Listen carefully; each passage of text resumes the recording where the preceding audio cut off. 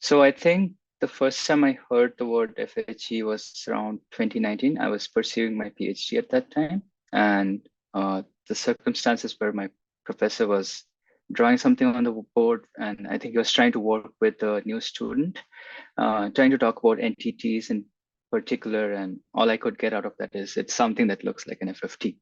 But the math started looking too gory, and I was kind of deeply invested in my own thesis anyway at that time. So kind of shoved that aside and didn't look at it in depth. That was my first encounter with FH.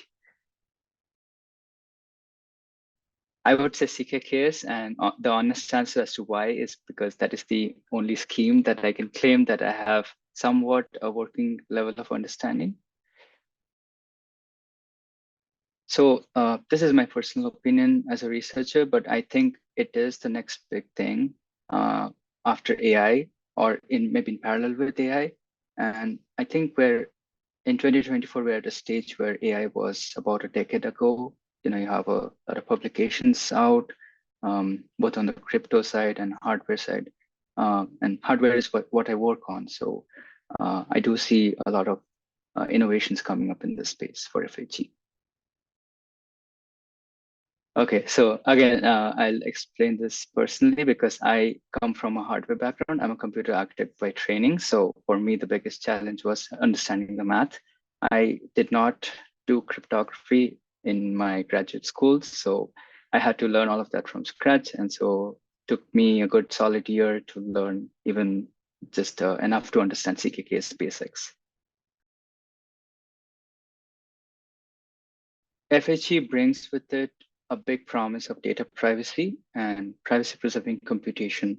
And the obvious application, which again I'm going to talk about today, is AI, privacy preserving AI.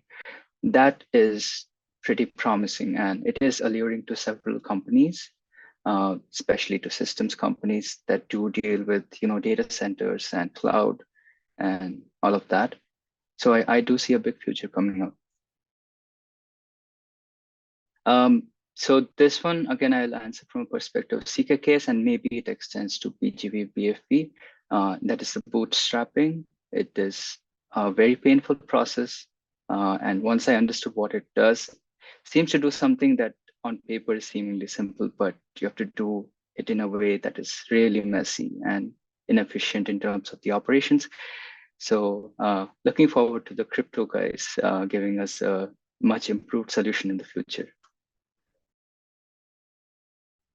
At least for those starting out with little to no background in cryptography, or in particular any experience with LWE, I would say invest a solid few months to maybe a year or even more into understanding the fundamentals, even if the math scares you away.